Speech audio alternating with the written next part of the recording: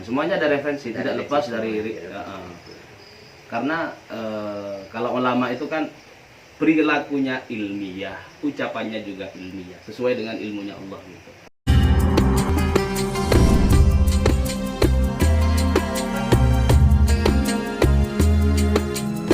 Apa pendapat tentang bagaimana yang sebenarnya gitu Ustaz? Kalau ini lagi viral Ustaz, lagi viral itu. Penting sekali sebenarnya untuk dibahas agar masyarakat umum itu tahu beginilah yang sebenarnya, beginilah yang sebenarnya, bukan untuk dibentur-benturkan. Itu saya tidak suka hal yang seperti itu terjadi, karena dua tokoh ini saya rasa sama-sama orang-orang NU-nya gitu Ustaz. Saya anggap seperti itu ya. Tentang masalah perbedaan itu sudah memang hal-hal yang wajar sebenarnya. Cuman mungkin di antara netizen menyikapi hal yang berbeda, atau mungkin juga permasalahan-permasalahan yang dianggap oleh UAS, baik oleh Buya Rosi tentang masalah ruh dan tentang apa yang dikatakan oleh UAS tentang ruh, sepertinya ada perbedaan persepsi seperti itu. Coba dipersilakan bagaimana Ustadz menyikapi tentang dua tokoh ini. Ya, terima kasih. Assalamualaikum warahmatullahi wabarakatuh. Waalaikumsalam warahmatullahi wabarakatuh. Bismillah, alhamdulillah, wassalatu wassalamu ala rasulillah wa ala alihi wa ashabihi wa mawalah. La hawla wa la quwwata illa billahil aliyyil azim. Saudara-saudaraku sekalian dimanapun berada, alhamdulillah, selamat datang di channel Cahaya Ilahi, sebuah kanal YouTube yang mempersembahkan syiar Islam, ad-da'wah ilallah, untuk menggiring kita semuanya tidak hanya berkumpul di dunia, tetapi juga bisa berkumpul di akhirat nanti. Amin, amin, amin. Di bawah panji liwaul hamdih, panjinya Rasulullah sallallahu alaihi wasallam. Amin, amin ya rabbal alamin. Saudara-saudaraku sekalian yang dirahmati Allah, sejauh ini memang masih sering terjadi upaya untuk membenturkan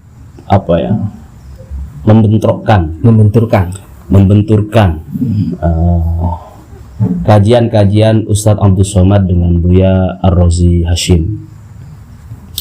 Sebenarnya kita tidak bisa menerka kedalaman hati seseorang, namun melihat fenomena yang sedang marak terjadi, yaitu upaya untuk membenturkan khazanah keilmuan atau ideologi yang disampaikan oleh Ustadz Abdul Somad dengan Buya Ar-Razi Hashim.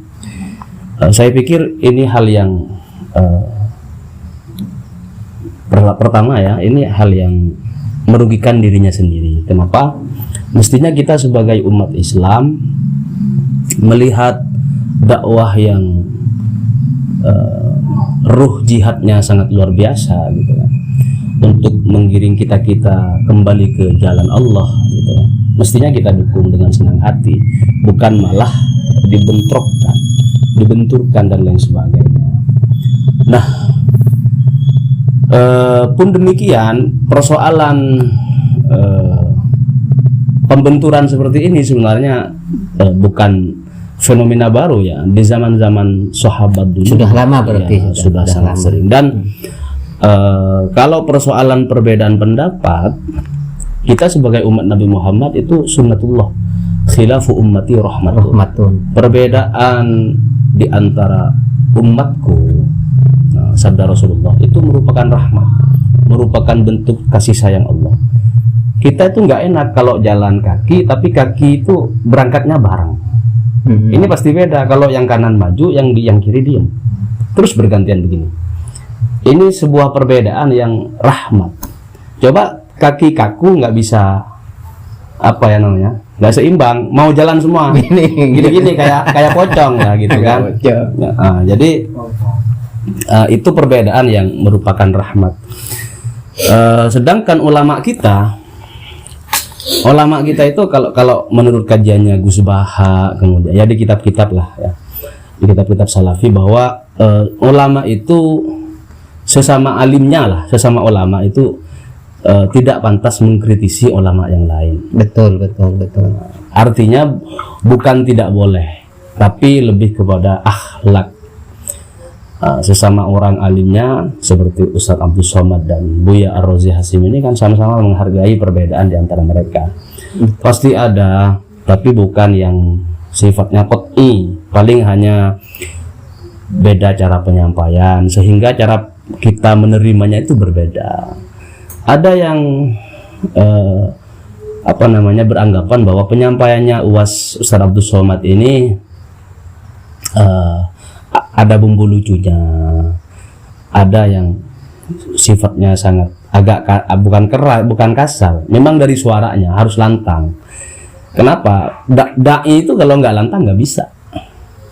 Jadi orang melempem juga yang ngikutin gitu.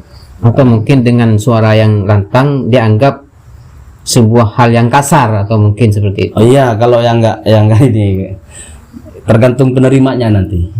Kalau yang paham soal perbedaan karakter antar dai dengan dai yang lain tuh bisa menerima gitu. Juga Rasulullah mencontohkan, Rasulullah itu kalau khutbah Jumat itu suaranya memang dikeraskan untuk biar giroh jamaah itu muncul, biar semangat juang memperjuangkan agama Allah, li'izzil Islam wal muslimin itu dapat kelihatan. Kalau kemudian yang berdakwah melempem, hadirin nggak bisa. Itu bukan sikap pengajak. Orang ngajak itu kan harus kedengeran, ajakannya harus kedengeran. Kira-kira antara Buya Rosi dengan UAS itu letak ketidaksinkronan kira-kira dari segi apa gitu? Misalkan dianggap oleh orang tidak sinkron. Iya, sebenarnya mereka secara manhaj sama, ahlu sunnah wal jamaah. Bahkan Buya Ar-Razi beliau kental dengan NU-nya, ke-NU-annya. Ustadz Abdul Somad juga keluarga besarnya sampai beliau sendiri juga ahlu sunnah wal jamaah, dan ke-NU-annya bisa kita lihat gitu. Meskipun memang secara penyampaian perbedaan madhab yang 4 khususnya itu agak lebih sering disampaikan oleh Ustadz Abdul Somad, sedangkan Buya Ar-Razi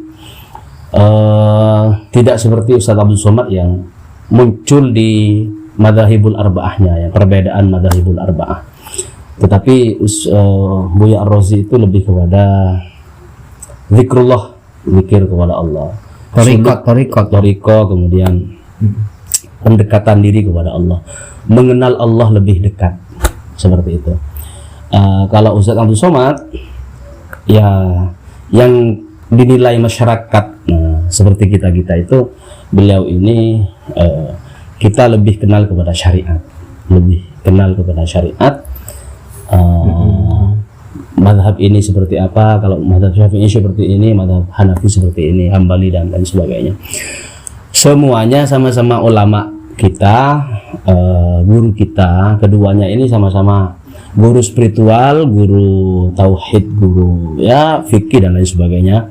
Beliau berdakwah di Indonesia, ya risiko orang namanya juga ngajak, ada yang mau, ada yang nggak mau. Nah, giliran nanti yang nggak mau ini biasanya agak usil, jadi sering mencari, bukan kesalahan sih, tapi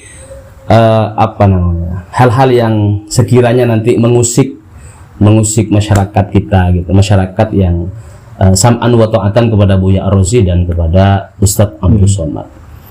Terkait dengan ini lagi Ustadz, tentang ruh, katakanlah ini yang sering dibicarakan oleh orang, bahwa tentang penyampaian tentang ruh, bahwa ruh ini setiap orang punya nama-nama.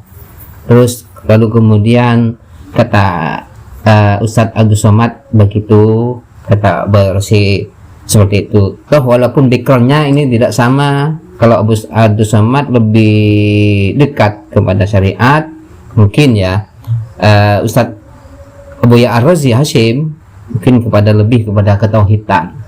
Kan seharusnya syariat dan makrifat atau hakikat seharusnya kan tidak berbenturan, seharusnya kan seperti itu. Iya.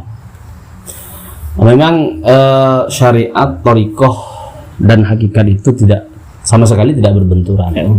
Hanya saja kalau persoalan ruh itu kan sebagaimana kita ketahui, kulir ruhu min amri rabbi. Persoalan ruh itu murni prioritas Allah Subhanahu wa taala. Jadi Allah yang benar-benar mengetahui persoalan ruh. Namun sirnya, rahasia-rahasia sebagian saja rahasia-rahasia ruh yang Allah kemudian ungkap kepada para aulia, kepada para waliullah, para kekasih Allah.